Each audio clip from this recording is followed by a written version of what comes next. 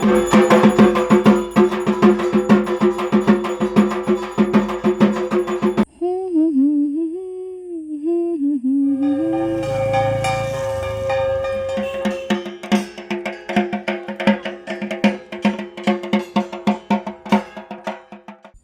Everyone and again welcome back to my channel. আজ অনেক দিন পর নিয়ে চলে এসেছি তোমাদের জন্য নতুন একটা ভ্লগ। এটা ছিল আমার মামার বাড়ির বিপত্তারিণী পুজোর ভ্লগ।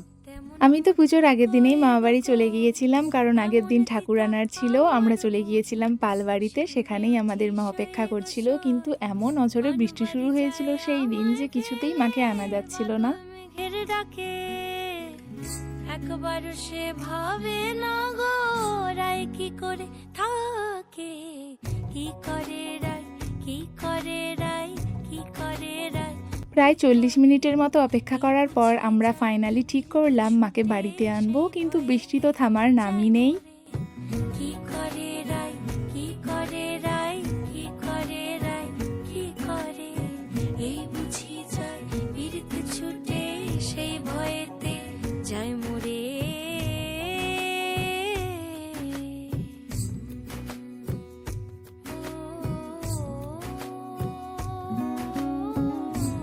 খুব ভারী বৃষ্টি না হলেও মোটামুটি তো একটা বৃষ্টির ওয়েদার হয়েই ছিল, তাই বলতে পারো মাকে একটু কষ্ট করেই বাড়িতে আনা হয়েছিল। বিশাখা ও ললিতা ওই নুপুরে কি বলে, কাজল আঁখি বড়ই বেশি কাঁপছে যে তার দেখছি আজ, কেন রায়ের মনে তেমনি পরাণ কোণে ডাকছে বাজ, নীলাজ কালা এমন জ্বালা কে কারে দেয় বল মোরে, নীলাজ কালা এমন জ্বালা কে কারে দেয় বল মোরে। কি করে রায়, কি করে রায়, কি করে রায়, কি করে, এই বুঝি যায় বিরিতে ছুটে সেই। মা তো ফাইনালি আমাদের বাড়িতে চলেই আসলো। আর সেই দিন রাতে ছিল অনেকগুলো কাজ, কারণ অনেক জায়গাতে আলপনা দিতে হবে, সেগুলোই আমরা রাত জেগে কমপ্লিট করলাম।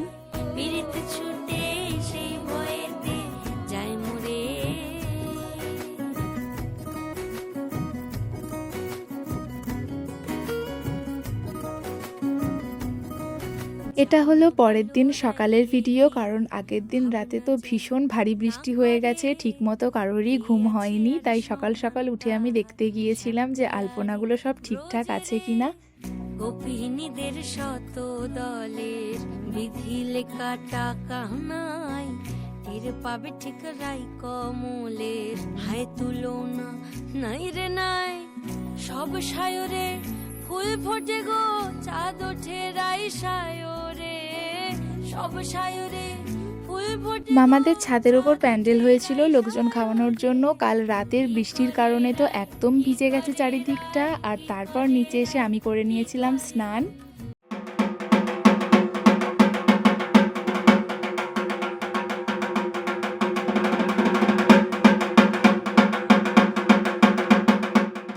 এদিকে দেখলাম মামিমা পুজোর জন্য লুচি, আলু ভাজা, সুজি করছিল আর ছোলার ডাল ছিল তার সাথে, তাই আমি ওখানে গিয়ে একটু মামিমাকে হেল্প করে দিলাম।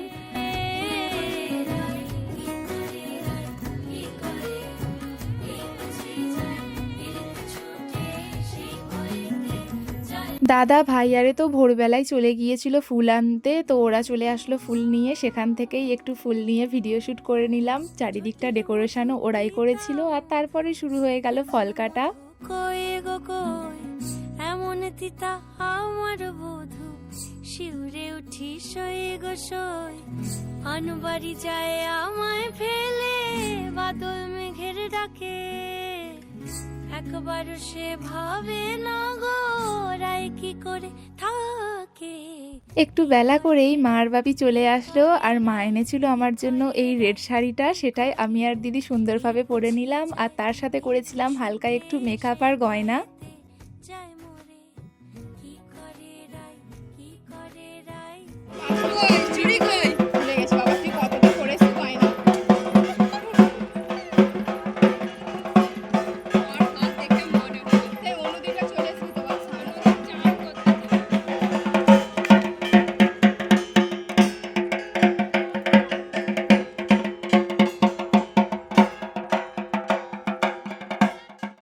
আমার মামাবাড়ি ছিল নদীর ধারের কাছেই, তাই সবাই ঠিক করেছিলাম নদীর ধারেই ঘট ডুবাতে যাব, সেখানেই গিয়েছিলাম। তারপরে তো বাড়িতে এসে ভীষণ কাজ, সবাইকে একটু জল মিষ্টি দেওয়া হচ্ছিল।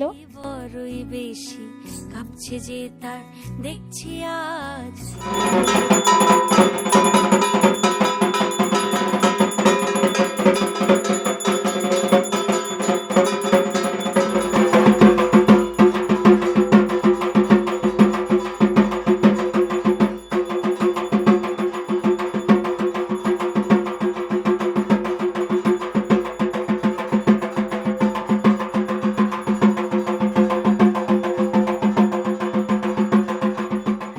পুজো তো প্রায় শেষের দিকে, তাই আমি ধুনোটা নিয়ে বাড়ির চারিদিকে ঘুরিয়ে আনলাম।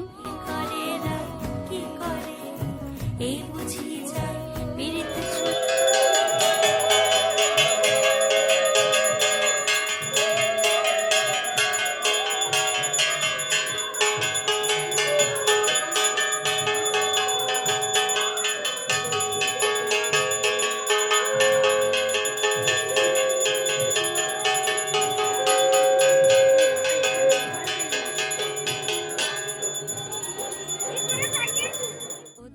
বিপত্তারিণী মায়ের পুজো আমি এবছর প্রথম করছি, আর এভাবেই হাতে একটা দাগা বেঁধে সেটা বামুন ঠাকুর পরিয়ে দেয়, তারপরে চরণামৃত খেয়েই উপোসটা ভঙ্গ করতে হয়। সব সায়রে ফুল ফোটে গো চাঁদ ওঠে রাই সায়রে, সব সায়রে ফুল ফোটে গো চাঁদ ওঠে রাই সায়রে। কি করে রাই কি করে রাই কি করে রাই কি করে এই বুঝি যায় পীড়িত প্রসাদ খেয়ে মামাবাড়ির পুজোর ভ্লগটা এখানেই শেষ করলাম। টাটা। রাই।